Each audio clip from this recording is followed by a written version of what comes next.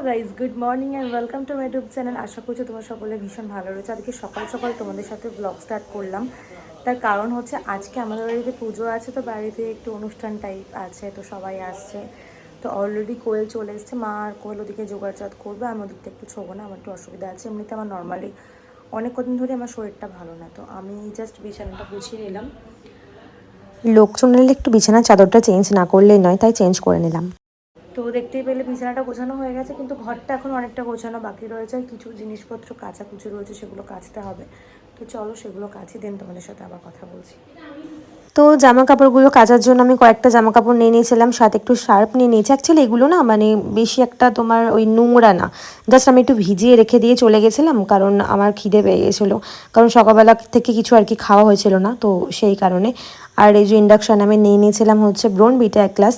তো বোর্নভিটাটা খেয়ে নিলাম, আর খাওয়ার আগে একটু দেখছিলাম যে আমাকে কেমন লাগছে, কতটা রোগা হয়ে গেছি, তো সেটাই আমি দেখছিলাম আর কি। কারণ আমি রোগা, তো সেটা নিয়ে মানুষের বেশি চিন্তা যে তুমি কেন রোগা হয়ে যাচ্ছ, কেন রোগা হয়ে যাচ্ছ। মানে আমার যখন শরীর খারাপ হয়, মানে সেটার থেকে বেশি মানুষের চিন্তা এটাতে বেশি যে আমি কেন এত রোগা হয়ে আছি। তো দেখতেই পাচ্ছ জামা কাপড়গুলো আমার সবই প্রায় কাঁচা হয়ে গেল। সো গাইজ, জামা কাপড়গুলো কাচার পর আমি চলে গেছিলাম স্নান করতে, আর একদম স্নান টান সেরে নিলাম, কারণ আমার এমনিতেই বললাম যে শরীরটা ভালো না, তার মধ্যে স্নান না করলে না আমার আরও বেশি অসুস্থ লাগে, তো সেই কারণে। আর ওদিকে দেখলাম যে অ্যাকচুয়ালি আমাদের পুজোটা হওয়ার মেন কারণ হচ্ছে আমাদের নিচের ঘরে আগে ঠাকুর ছিল, তো ওপর ঘরটা যেহেতু কমপ্লিট হয়ে গেছে, তো ওপর ঘরে আর কি ঠাকুরগুলোকে আর কি ট্রান্সফার করলো। দেন ওপর ঘরে এখনও লাইট ফাইট কিছু ঠিকঠাক হয়নি, তো ওগুলো ঠিক হয়ে গেলে আর কি আমরাও আর কি ওপর ঘরে থাকতে পারবো। অ্যাকচুয়ালি নিচেই থাকবো, বাট ওপরে কিছু নর্মালি কিছু জিনিসপত্র তুলতে পারবো বা ভিডিও করতে পারবো। তো চলো গাই, সবাই কি করছে না করছে, মা কি করছে, সেগুলো তোমার সাথে একটু শেয়ার করি। আর ঠাকুরগুলোকে কেমন করে সাজিয়েছে সেগুলো আমি এখনো দেখিনি, একবারে আমিও দেখবো, তোমাদের চলো ব্লগটা দেখতে। তো গাইস, প্রথমেই দেখলাম এই ভারী, এটাকে যেন কি একটা বলে, বাক্স যাই হোক, ছোটো মামি আর কোয়েল মিলে যা হোক তা হোক করে আর কি তুলছিল। অনেকটাই ভারী ছিল, অনেকটাই ওয়েট ছিল, আর ওর মধ্যে ছিল হচ্ছে ঠাকুরের সমস্ত বাসন আর কি। তো এটা হচ্ছে আমার স্টুডিও রুম, আর স্টুডিও রুমটা দেখতে আমার ভীষণই ভালো লাগছে। মানে স্টুডিও রুমটাতে অ্যাকচুয়ালি ফেসটা ভালো লাগে, কারণ হচ্ছে ব্ল্যাক পর্দার সামনে একটু ফেসটা দেখতে ভালো লাগে। ওদিকে কোয়েল তোমাদেরকে একটু হাই বলে দিল, আর মা ওদিকে মাথায় ঘুমটা দিয়ে আর কি ওই ঠাকুরটাকে নামাতে হবে। ওটা হচ্ছে আমাদের হাঁড়ির লক্ষ্মী, যেটা মানে ঘটিদের অ্যাকচুয়ালি থাকে, মানে স্থানীয় যারা মানে মাইস্য সজাতে অ্যাকচুয়ালি আমরা, তো আমাদের এটা আর কি রয়েছে। কোজাগরে যে লক্ষ্মী পুজোটা হয় না, সেটা কিন্তু আমাদের নেই, মানে আমাদের এই হাঁড়ির লক্ষ্মীটা রয়েছে। আর তো চলো এরপর মানে হাঁড়ির লক্ষ্মীটাকে মানে মা নিয়ে যাবে, আর কোয়েল ওদিকে গঙ্গা জল ছিটাবে, মানে এইভাবেই আর কি। যেহেতু ঘর চেঞ্জ করা হচ্ছে, তো সেই কারণে গঙ্গা জল ছিটাতে ছিটাতে নিয়ে যাচ্ছে, দেখতেই পাচ্ছ।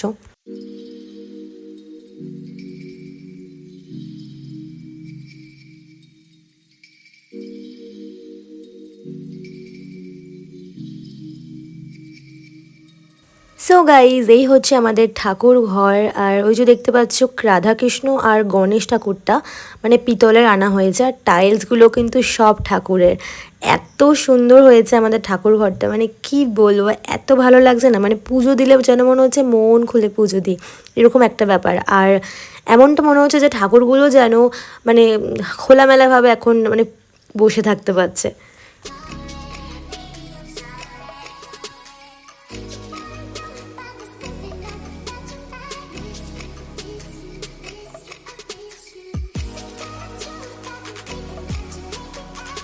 সো গাইজ, দেখতেই পেলে মানে ঠাকুরগুলোকে সব ওইদিকে মানে ওপর ঘরে সব নিয়ে চলে এসেছে আর কি।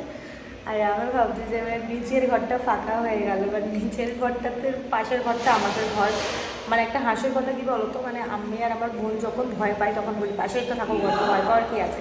আর এবার ভাবছি যে কী করে কী হবে, মানে এমনিতেই তো নিচে ঘর আর ঠাকুর ঘরটা পুরোপুরি ওপরে, মানে এবার আমরা কী করে মনে জোর করা বলছে পাশেই তো ঠাকুর ঘর, মানে আমরা এমনিতে ভূতের বিশাল ভয় পাই, তো সেই কারণে।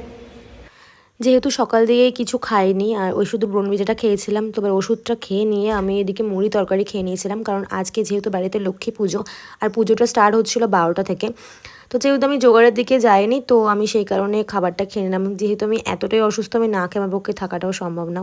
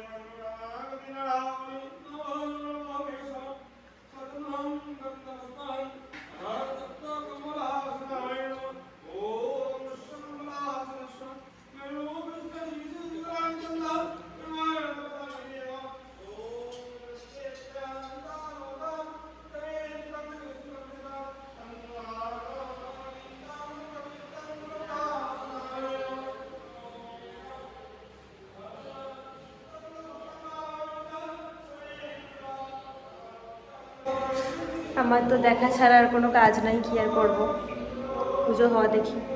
তো আমাদের এই দোতলা থেকে এই লোকেশনটা খুব ভালো লাগে।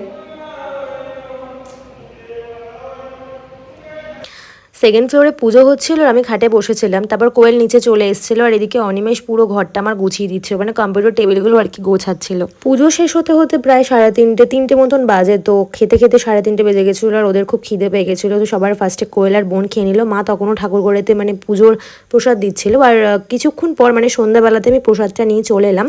আর দেখতে পাচ্ছি প্রদীপ এখানে খাওয়ার জন্য টুকটুক টুকটুক করে আমার কাছে চলে এসছে। অ্যাকচুয়ালি ও চলে যাচ্ছিলো খেলতে, তো আমি বললাম তাহলে একটুখানি প্রসাদ তুমি খেয়েই যাও। আর আমরা এখানে সবাই মিলে খুব আড্ডা দিচ্ছিলাম, মায়েরা ওপরে ছিল। দেখতে দেখতে আমাদের অনেক রিলেটিভরা চলে এলো। আর এই যে চলে এসছে মানু আর মানুর ছেলে, ওই যে পুচকেটা আজকে খালি মুখটাকে বেঁকিয়ে রেখে দিয়েছে। আর এখানে অনিমেষের পেটটাকে নিয়ে আমরা খুব ইয়ার্কি ফাজলামো করছিলাম, আর মানুর আর হাসি আর কি ধরছিল না। তো দেখতেই পাচ্ছ আজকে পুচকুটা মুখটা সেই কিরম একটা ঠোঁটটা মুখটা উঁচু করে রেখেছে, আমি বুঝতে পারছি না ও এটা কেন করে রেখেছে। দেখো মুখটা দেখো। দিদু এদিকে ময়দাগুলো আর কি মাখছিল। অ্যাকচুয়ালি বাড়িতে নেমন্তন্ন বা অনুষ্ঠান হলে না দিদুর অনেক প্রেশার পড়ে যায়, কারণ রান্নাবান্না সব দিদুকে ধরতে হয়। ওদিকে ছোটো মামি এসেছিলো বলে একটু হেল্প হয়েছে। তো আমাদের গানের টোটাল টিম চলে এসেছিলো, আর এখানে গান বাজনা চলছিল আর ছ্যাবলামও চলছিল। তো কী গান চলছিল সেটা তোমরা একবার শোনো, শুনলেই বুঝতে পারবে।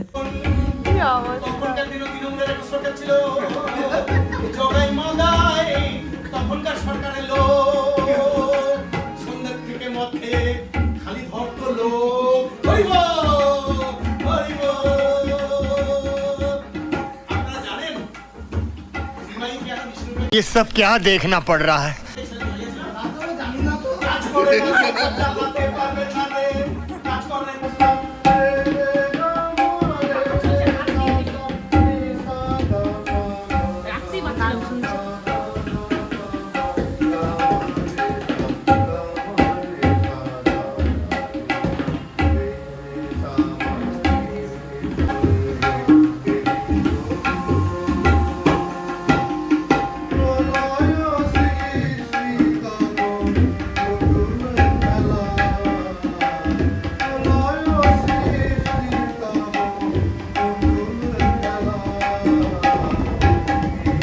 ওদিকে গান বাজনা শেষ করে সবাই এসে কিছুতে খাবে, জোর করে ডেকে তারপরে আর কি সবাইকে খাওয়ানো হলো। আর এদিকে অনিমেষ লুচি ভেজে দিচ্ছিল, দিদুকে একটু হেল্প করে দিচ্ছিল অ্যাকচুয়ালি।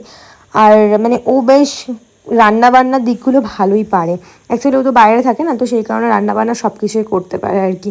আর প্রদীপ এদিকে খেতে ব্যস্ত। বাপরে, এরা তো খাচ্ছে বেশি মনে হচ্ছে ভাজার থেকে, তো বিশাল ব্যাপার।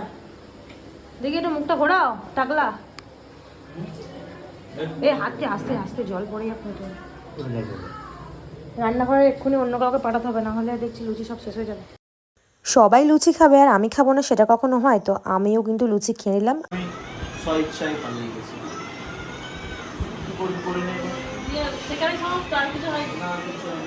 লোকটা আবার কি কাহিনী চলছে? বউ পালিয়ে যাওয়া কাহিনী চলছে গাইজ এখানে, বউ পালিয়ে যাওয়া। এটা একটা কার্টুন চালিয়ে দিয়েছে, ও কার্টুন দেখছে আর এখানে বউ পালিয়ে যাওয়া গল্প চলছে। কোলকে এবার টাটা বুদ্ধি দেওয়ার সময় হয়েছে।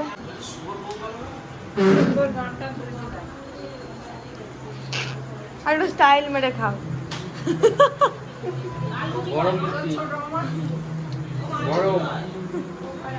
বলছে গরম মিষ্টি। বাপির একে করে সবাই চলে যাচ্ছে এবার। হাসছে মোবাইলে টর্চটা দেখে। Tata tata tata. হ্যাঁ আমি তখন ছিলাম। Tata tata. আমি আজকে গোলের আইব্রোজ করে দিয়েছি গাইজ, দেখো মুটকু মুটকু আইব্রোজ। আচ্ছা প্রদীপের কি আর কোনো কাজ নেই সারাক্ষণ মোবাইল ঘাটা ছাড়া? সো গাইজ এখন অর্ধেকের বেশি লোকজন সব বাড়ি চলে গেল। আর এখন মানে আমার মাথার এই দিকটা না, মানে এই পজিশনটা সেই দুপুর থেকে ব্যথা ব্যথা করছিল, আর এখন দেখছি আরও বেশি ব্যথা লাগছে। এখন বাড়ি চলে গেছে, এখন বাজে রাত্রি 10:30। তো চলো এখন আমরা শুয়ে পড়বো। এই ব্লগটা আমি এখানেই শেষ করলাম। আজকের ব্লগটা তোমাদের কেমন লাগলো অবশ্যই কিন্তু কমেন্টে জানিও। সবাইকে tata, good night, love you.